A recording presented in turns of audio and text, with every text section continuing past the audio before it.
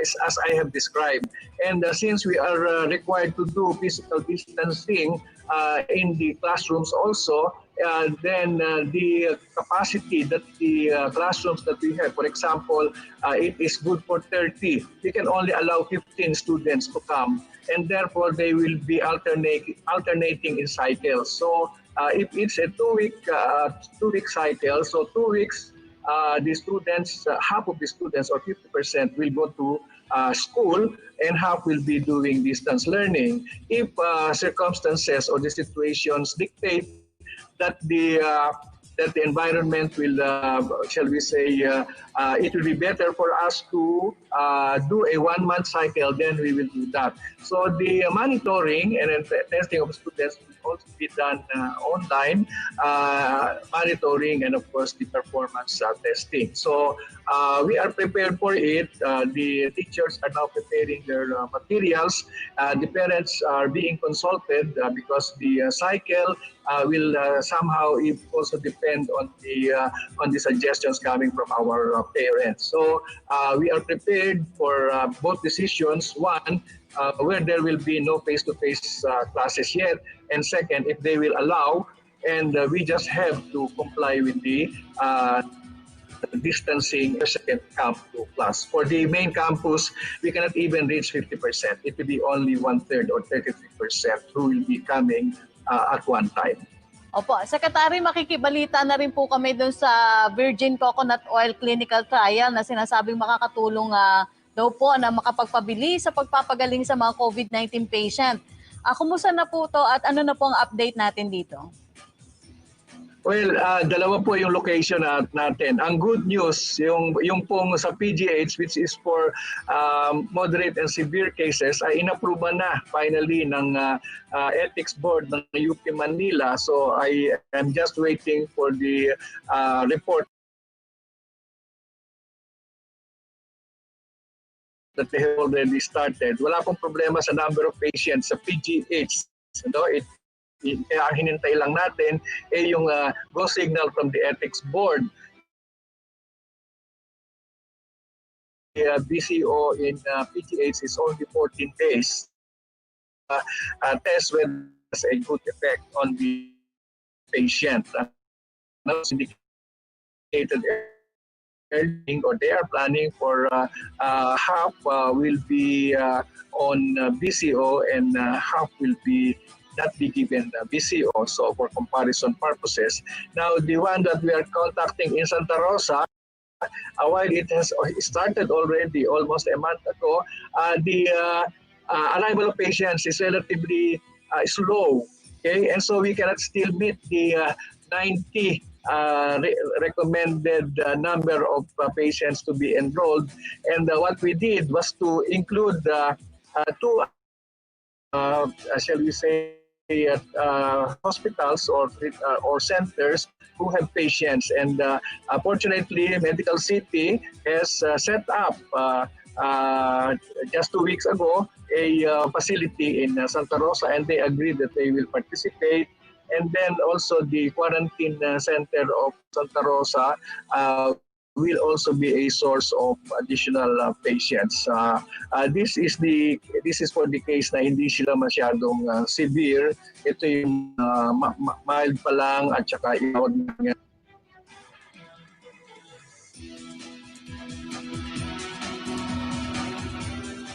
Alright. Paul. Maraming salamat po sa inyong pagpapaunlak, Secretary Boyla Peña ng DOST. Mabuhay po kayo. Samantala, pinakauling ulat ay umabot na sa ika-7 pwesto ang bansa India sa may pinakamaraming kaso ng COVID-19 sa buong mundo. Gaya na lamang buhay at kabuhayan ang naapektuhan dito, kabilang na ang Filipino community. Kumustahin natin ang kalagayan ng ating mga kababayang OFW sa India. Kasama po natin sa linya si Ambassador to India, Ambassador Ramon Bagatsing Jr. Magandang araw po sa inyo, sir, mula dito sa Pilipinas. Magandang umaga, Secretary Handa. Magandang umaga, Undersecretary Ignacio. At magandang pagkakataon po mapaliwanag sa ating mga kababayan ngayon ang sitwasyon dito sa India. Ngunit maswerte tayo in the sense na hindi naman ganun karami ang mga OFW. As a matter of fact, India is number one in the Middle East in terms of labor providers. Kakompetensya natin ng India sa bagay na yan. At dito naman ay mga na-stranded dito ay yung mga seafarers, no? And they're mostly in Mumbai and they're mostly working in the cruise ships. So we're very fortunate in that sense compared to the Middle East and in some Southeast Asian countries that we don't have that much OFWs here. And the few that are here are in the construction, high-tech companies, and they're doing very well. So it's not really much of a concern for us. Most of them are secure and safe. They have been getting in touch with us. They have been communicating with us, and they have been telling us that they are okay, and that none of them or very few of them are really interested in going home right now. But we're also very lucky that I think about 2 weeks ago, we were able to ferry at least 70 seafarers who work for the different cruise lines from Mumbai. And nandiyan na sila sa Pilipinas ngayon. At swerte rin tayo sa kasalukuyan dahil nakapag-uwi na tayo ng mga mahigit 160 na mga natin. At meron pa siguro mga 100 na stranded and just a few seafarers. Kaya I really understand the situation of those who are from the Middle East and Southeast Asia. But atin sa India, malaking bagay na tumutulong at are married to Indian men and they're very secure, they're very stable here, and they're helping a lot, taking care of those that have been stranded. Ang issue natin ito are the studies and the students and some missionaries that are here. Dahil kukunti ang papunta Pilipinas, hindi basta-basta na nakakauwi sila.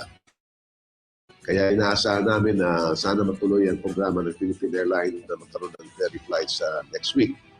And then of course, yung Air India ang ginamit natin na mag-ferry ng mga Filipino passengers, no? For first and second week of May.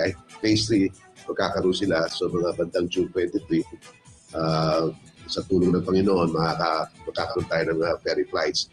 And of course, yung baby, napakiusapan natin si Secretary Lorenzana na dahil meron tayong isang barko na nasa Oman, napakiusapan natin na pag-uwi sa Pilipinas, dumaan dito sa India, at dito kumuha mga ilan pasahero ng mga stranded. At may isa na Philippine ng 200,000 face mask na isakay natin dyan sa Navy ship, yung Davao del Sur, at saka yung isa pang kanilang barko na Ramon Alcaraz. So we were able to send through those Navy ships 200,000 face masks sa tulong ni Mr. Dantes ng Philippine Embassy dito. At nakasakay ng ilang mga pasahero, about 19, and then they're going to Sri Lanka to pick up more stranded Filipinos there. And I presume by the middle of next week, they will be there in Manila already. So we're very fortunate in that sense na maraming tumutulong. And we hope that by the end of the month, at least mabawasan na ito ng mga stranded dito sa atin. And then we can focus also dahil hawak din natin Secretary ang Nepal. I'd like to make mention that those that are in Nepal, there are about a dozen of them. We're taking care of that also. But because lockdown din sa Nepal, wala ring international flights. So they cannot move. And even here in India, they don't have international flights unless it is a chartered flight. Ngayon lang sila nag-umpisa ng mga domestic flights going from one major city to another. So if you have to go to Delhi or at least now, may domestic flights na. So far so good. At nagpapasalamat kami sa lahat ng tumulong sa amin na ipauwi natin ang itong mga kababayan natin, Martin. Ambassador, isa po ang India sa hard hit ng COVID-19 with almost 200,000 COVID-19 positive cases. Ano po ang current situation ngayon dyan po sa India, sa base po sa inyong nakikita? Well, as you said, they have 200,000 now positive cases and only about 5,600 deaths. No? And they are now under what we call lockdown phase 4. Kasi every 2 weeks, nagka-lockdown one sila, then they improve. If the situation improves, they ease some of the lockdown measures. So now at this stage, dati essential services lang, hospital lang. Ngayon, they've opened up some stores, na standalone stores. They are now allowing mobility of people. May mga tawag ito mga tricycle nila na pwede nang sa kalsada. They eased up the curfews. Dati alas 7 ng gabi curfew na. Ngayon ginawa nila alas 9 hanggang alas 5. And then pinapayagan nila kasi ang problema dito maraming mga migrants na sinasabi. Nagtatrabaho sa big cities pero nakatira sa mga probinsya. Ito yung nakikita mo sa TV ngayon ng mga stranded dahil walang paraan makauwi sa probinsya. So ngayon, tignan nila ng maraming sasakyan, mga bus, mga trains, para makasakay ito, mga trabado ba ito makauwi sa probinsya. And this is the reason probably why there is now a spike, no? Tumataas na naman. In some states, there are at least 28 states dito. So may mga ibang na kontrolado nila ang COVID. Pero may mga ibang states, kasi for example, Uttar Pradesh, ang citizens yan, ang resident, 200 milyon, mas malaki pa sa Pilipinas, isang probinsya lang. So sa dami ng tao, tumataas talaga ang incidence ng COVID. Sa Maharashtra, ang population ng Maharashtra ay parang population ng Pilipinas. There are about 100 plus million people. So, ang Mumbai nandyan. High density yung lugar na yan. So, tumataas na. For example, in Maharashtra around, ang COVID incidence yan is 70,000. Kumpara sa atin ay ilan lang tayo. Just imagine, no? So, because of that, we have to be really extra careful. Although, nag-i-ease na nga dito, sumusunod naman ng mga tao, may disiplina naman ng mga tao dito. But just because sheer volume and the sheer density, hindi maiwasan na there are some states na tumataas. So, ang mga Pilipino naman hindi naman talaga lumalabas, hindi palaikot, hindi, at sumusunod sa mga patakaran na inuutos ng pamahalaan. So, we don't have any Filipino here ay nagkaroon ng COVID-19. So, swerte tayo dyan. At iingat sila. But right now, as I said, hopefully the lockdown will be eased. There will be international flights. There will be more movements. There will be more facilities that will be open. Kasi ang mga malls dito, sarado pa, pero bubuksan nila yan, yung mga nasa labas lang, o kaya alternate. Bukas ka ngayon, sarado ka bukas. Tapos sa mga sasakyan, mga limited buses din. No? So basically the same things as what is happening there in the Philippines. Well, the restrictions will be lifted quite soon also. Opo. Ambassador, currently po nagluwag nga ng restriction sa India except po dun sa 13 cities na itinuturing po bilang containment zone dahil dito daw na nagmumula yung karamihan sa nagpositibong kaso sa India sa COVID-19. May reports po ba tayo mula dito sa mga lungsod na to, yung kalagayan po ng ating mga Filipino community doon?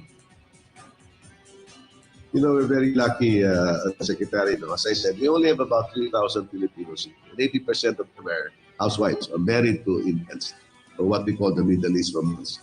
So, so far, we have no reports of any Filipino or Filipina having been afflicted with this virus.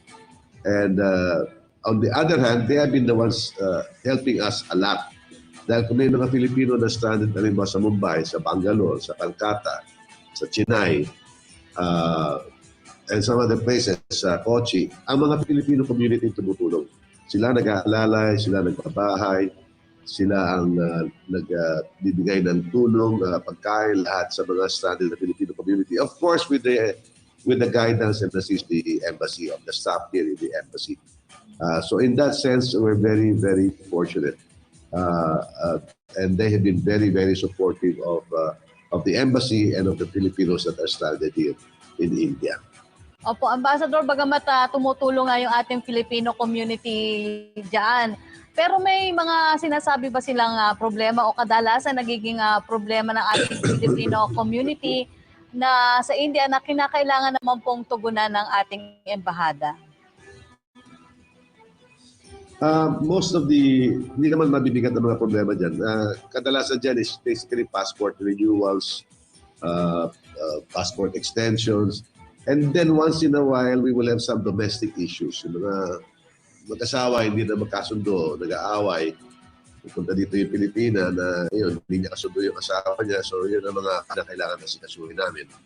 And then sometimes repatriation, na gusto nang umuwi, ayun, tinutulungan din namin yon. And then, magandang balita din dito sa atin ngayon, yung mga liver transplant patients. Marami yung mga bata dyan sa atin na kinakailangan ng liver transplant. No? So, there are more than 50 cases now na pumupunta dito sa India para magpagamot dahil mas experiencado ang mga doktor dito. Hindi naman sa hindi magagaling ang mga doktor natin. No? Magagaling din ang mga Pilipino doktor.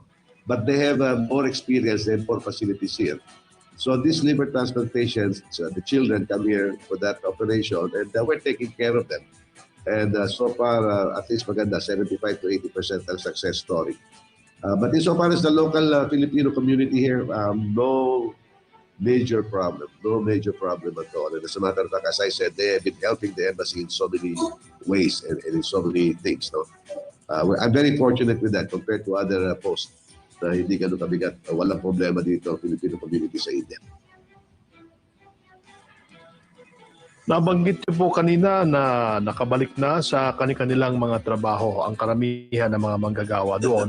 How about the few Filipino workers in India? Hindi po ba sila nagkakaproblema sa kanilang hanap buhay? Most of the Filipinos stranded here, Secretary, are stranded tourists, students, and my yoga, enthusiasts. So they are not here as workers. Bibihira dito ang worker, no? Yung mga OFWs dito are under contract and they're in the provinces and they're all taken care of. They're all being handled well. Their contracts are okay. So we don't have any problems with them. Yung mga seafarers na alam ba, they work in the cruise lines or they work in several ships. Stranded yung barko nila sa Mumbai. Yan ang ating inaasikaso ngayon. And so far, we have been able to bring home mga 70. So there's just a few, siguro mga 10 or 15 na stranded sa Mumbai ngayon. At we have been communicating with them and we hope that if PAL will have the flight by, in the next 10 days, these Filipinos will be on board. Other than that, wala. Siguro mabibilang mo ang mga Pilipino na nagtatrabaho dito, not more than 40. Yung, one of the, food companies, nagtayo ng kumpanya dito, ayan, pero they're doing very well. And then there's another construction company, Filipino company in Chennai with a contract. They're doing very well. So, thank God we don't have issues with OFWs here in India. Maraming salamat po sa inyong panahon, Ambassador Ramon Bagat Singh Jr. mula sa New Delhi, India. Pabuhay po kayo, Ambassador. Maraming salamat, Secretary and Undersecretary Ignacio. Maraming salamat sa mga kataon na ito. Samantala, Secretary, sa gitna ng mga alituntunin na mahigpit na ipinatutupad ng ating pamahalaan ay isa sa mainit na usapin ang pagsisimula ng academic year at dahil nga sa pagbabagong inaasahang magaganap, inaasahan din ang posibleng pagbaba naman ang bilang ng mga enrollees para sa taong ito.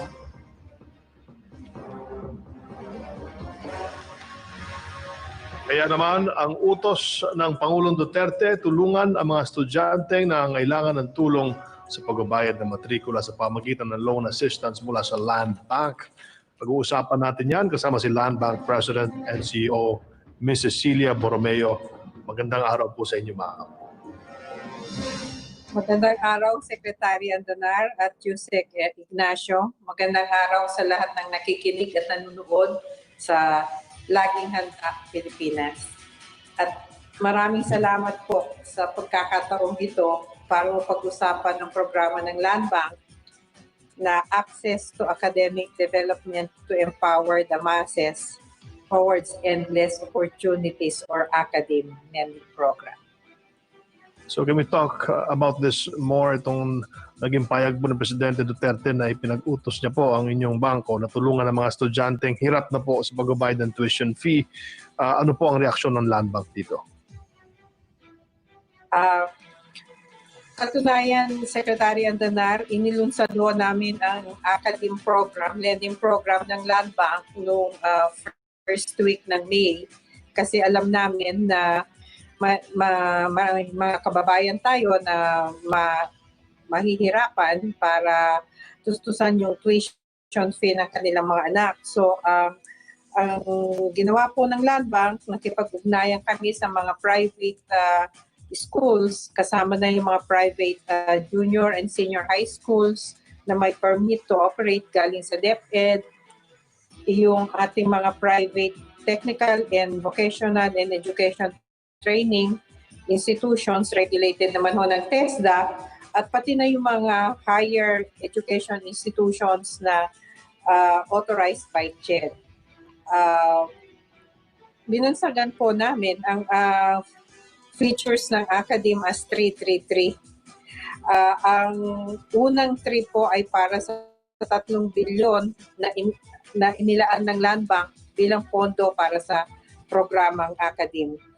Ang pangalawang 3 ay tukoy naman sa 3% fixed interest rate per annum sa mga schools na manghihiram under this program. At ang isa pang 3 ay nagre-representa ng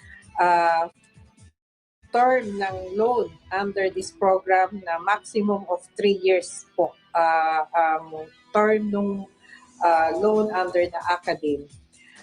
Ibibigay ho namin itong pangutang na ito sa mga schools para makapag-offer sila ng study now, pay later sa kanilang mga estudyante.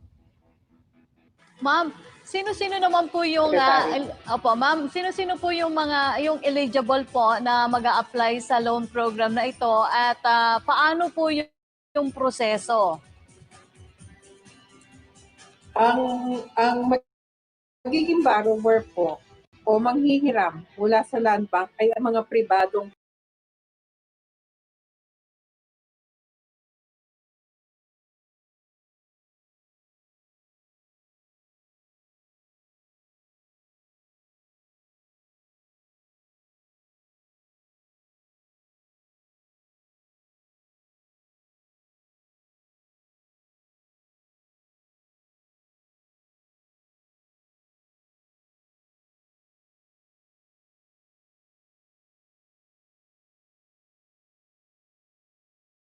students.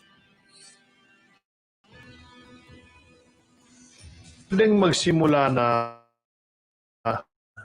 ng lending program na ito. Meron na hong mga paaralan na lumapit sa Land Bank. Katunayan ho, meron na kaming in-approve na 250 million sa isang malaking school para utang sila under the Study Now Pay Later scheme sa kanilang mga estudyante at 0% interest po sa students. At ang tenor naman ho ng loan ng estudyante dun sa school ay base na ho sa mapapag-usapan nila with the private school, Secretary.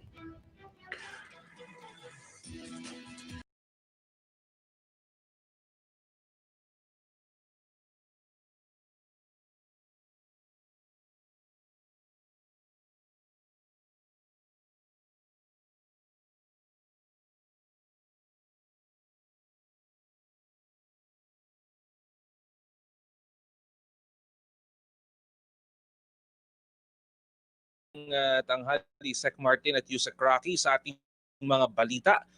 Ang TI Quezon bumuo ng team para magsagawa ng inspeksyon sa mga barbershop, salon, dine-in restaurant at fast food establishments na nasa ilalim ng GCQ. Mula po sa Radyo Pilipinas, Lucena, ang detalye ng balitang yan hatid ni Tom Alvarez. COVID Radio. Hashtag Laging Handa. Radyo Pilipinas Special Coverage. Bumuo ng team ng DTI Quezon na magsasagawa ng random inspection sa barbershops, salons, dining restaurants at fast food establishments na magsisimula magbukas sa darating na ikapito ng Hunyo. Sa pagpapalayam kay DTI Quezon Business Development Division Chief Mrs. Ana Marie Quincina, sinabi niya na kapag may nahuli silang business establishments na lumabag sa pinalabas na guideline of protocols ay kaagad-agad nilang ipatitigil ang operasyon nito. Papayagan lamang ito mag-resume ng operation kapag nakapag-comply na sa requirements hinihingi ng kawaran.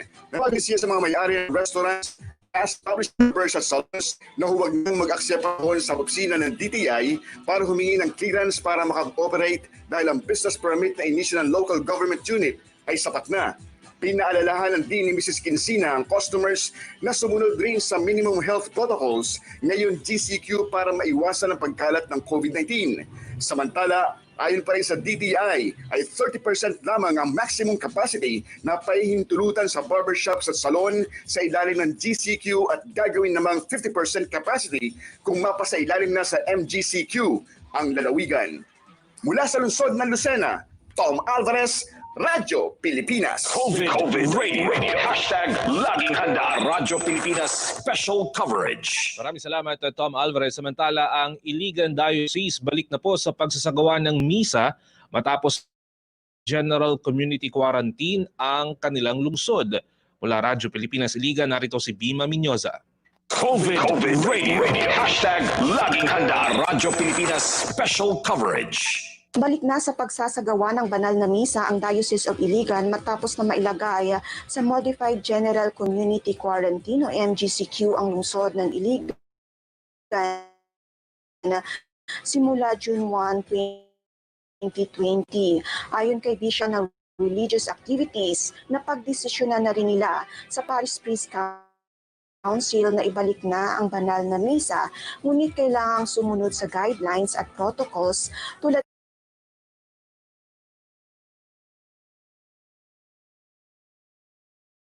ng physical o social distancing, paghugas ng kamay na may sabon at pagsuot ng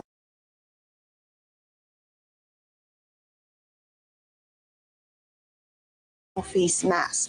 Dagdag ni Bishop Rapadas, mayroon na silang protocols celebration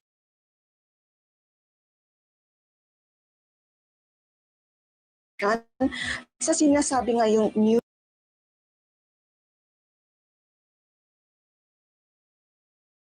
nandito ang mga bata, matatanda at mga may sakit ay hinikayat na manood na lamang sa live streaming mass at social media.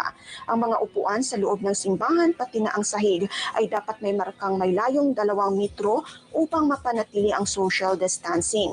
Ang Sunday masses, anticipated masses at daily masses ay paikliin lamang at gawing simple. Tiniyak naman ni Bishop Rapadas na ang simbahang Katoliko ay sinusuportahan ang ginagawa ng gobyerno upang labanan ang coronavirus disease o COVID-19. Gikan din sa lungsod sa Iligan, Biama Minyosa, Radyo Pilipinas. COVID Radio. Laging handa. Radyo Pilipinas Special Coverage. At ayan po ang mga balitang nakalap natin dito sa Philippine Broadcasting Service mula po sa iba't ibang panig ng ating bansa. Balik tayo sa studio kina Sec Martin at Yusek Rocky. Maraming salamat, John Mogol ng PBS. Samantala, puntahan naman natin ang balitang nakalat ng PTV Davao kasama si Jay Lagan. Jay?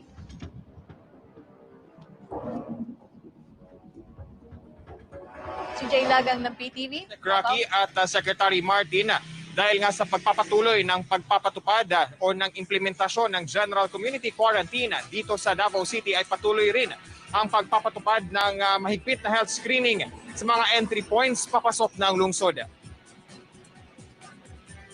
Yusek Rocky at Secretary Martin, matapos na pinayagang magbukas ang ilan sa mga establishmento dito sa Davao City sa ilalim na nga ng GCQ, ay mas dumami na rin ang mga tao at mga sasakyang pumapasok ngayon dito sa lungsod upang may pagpatuloy ang kanilang hanap buhay. Dahil dito ay nananatili pa rin mahigpit ang health screening na isinasagawa ng health workers ng lungsod dito sa Sirawan Checkpoint sa Turil District na nagsisilbing entry points ng mga tao na galing sa iba pang bahagi ng 3rd District ng Davao City at yung mga galing sa Davao del Sur at Davao Occidental. Isa-isang isinasailalim sa body temperature check, hand washing at pinapaapak sa footpath ang mga individual. Hinahanapan pa rin ang Certificate of Employment ang ilan sa mga tao na nakatira sa labas ng Davao City upang masiguro